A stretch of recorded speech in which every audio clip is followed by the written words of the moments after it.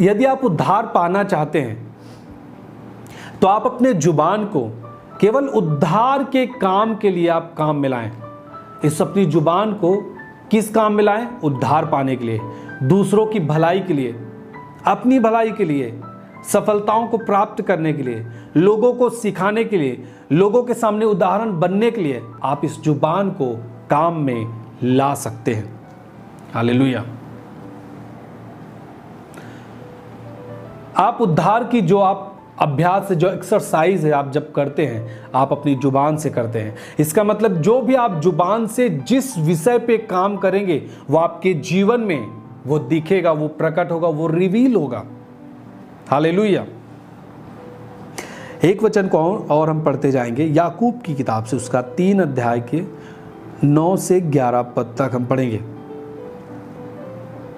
याकूब उसका 3, 9 से 11 तक। देखिए, संसार में क्या हो रहा है मैं आपको कई बार बताता हूँ। लोग बोलते हैं कि भैया मैं ऐसी जगह रहता हूँ कि लोग हमेशा गाली देते रहते हैं, कुछ बोलते रहते हैं, वह आदत पड़ी है इसलिए जुबान से निकल जाता है। और मैं जहाँ रहता हूँ भैया लोग गंदे मजाक करते हैं, मुझे हंसना पड़ता है क्योंकि मैं उनके साथ रहता हूँ। मेरे प्रियो, आप एक बात बताइए, यदि आपका जीवन ही अच्छा नहीं है तो आप कुछ भी आप प्राप्त करें अपनी दुनिया में, क्या आप कुछ नहीं प्राप्त किया। हमारे हिसाब से आप अपने जीवन में आज तक कुछ नहीं हासिल किए हैं यदि आप इस तरीके से यदि हैं तो। हालेलुया। जानते, जब भी आप कहीं पर हैं, जब लोग आपसे गंदे मजाक करते हैं ना, आजकल मतलब आप बहुत पुराने से एक तौर तरीका चलता है कि एक मजाक करने का एक रिश्ता होता है ना। अगर अगले दूसरे के साथ कर लें जिनके साथ रिश्ता नहीं है तो वो डांटेंगे, लेकिन यदि आप मसीही व्यक्ति हैं तो आपको कभी भी आपकी जुबान से अशुद्धता की बातें नहीं निकलनी चाहिए।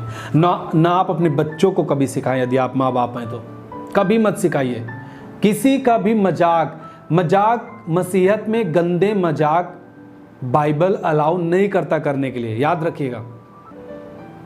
संसार में आपके रिश्ते हैं, आपकी बुआ है ना, जैसा कि मैं जानता हूँ, लोग कोई मामी हैं पद की तो उनको भी लोग बोल देते हैं, बुआ हैं उनको भी बोलते, बहुत सारे ऐसे एक रीति रिवाज आज गांव में शहर में चलते रहते हैं।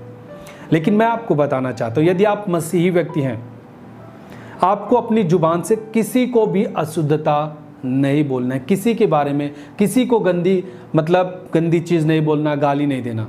यदि आप मसीही हैं तो अपने बच्चों को भी समझाएं। यदि आप आज तक एक समझ ना होने के कारण आपने इन चीज़ों को सुना नहीं और आप इन चीज़ों में बिजी रहे, परंतु यदि आप सुन पा रहे हैं आज के दिन, तो आप इन चीज़ों को करना और अपने बच्चों से करवाना बंद करें, मजाक करना बंद करें, क्योंकि ये चीज़ें आपके बच्चों में श्राप को लेके आता है। आप किस चीज़ की आप जब करा रहे हैं ना, इन चीज़ों को जब आप बुलवा रहे हैं, मजाक करवा रहे हैं, आप प्रैक्टिस करा रहे हैं अपने बच्चों की, गलत चीज़ों में उनका अभ्यास हो रहा है, गलत चीज़ों में अभ्यास हो रहा है। वो आगे चल के क्या करेंगे फिर? कहीं भी होगा तुरंत गाली देने में आगे रहेंगे। यदि आज से आप कंट्रोल में ना रखें, वो आने वाले दिन में आपके कंट्रोल में नहीं रहेंगे। हालेलुया। आपके रिश्ते जो है ना, मसीह के कारण सारे रिश्ते पवित्र हैं। किसी को गाली देने के लिए कोई स्पेशल आपके पास दुनिया में नहीं है, याद रखिएगा। यदि आप मसीह में हैं तो आपके कोई भी रिश्ते गंदी बात बोलने के लिए, मजाक करने के लिए, हाँ मेरी भाभी है मजाक करेंगे, नहीं। यदि आज भी आप मजाक करते हैं, गंदी बात बोलते हैं, है ना, आप अश्लीलता की बात बोलते हैं, आप भाभी हैं ठीक है, आप अश्लीलता की बात बोलते हैं, इसका मतलब है आपके अंदर परमेश्वर की आत्मा नहीं है। क्या आप अच्छी बातों को नहीं बोल सकते? आप मसीह में हैं, अच्छी बातों को बोलने में क्या दिक्कत होती है? क्या एक व्यक्ति तभी हंसता है जब गंदी चीज़ें बोली जाती है? एक व्यक्ति तभी क्या खुश होता है जब गंदी चीज़ें बोली जाती हैं?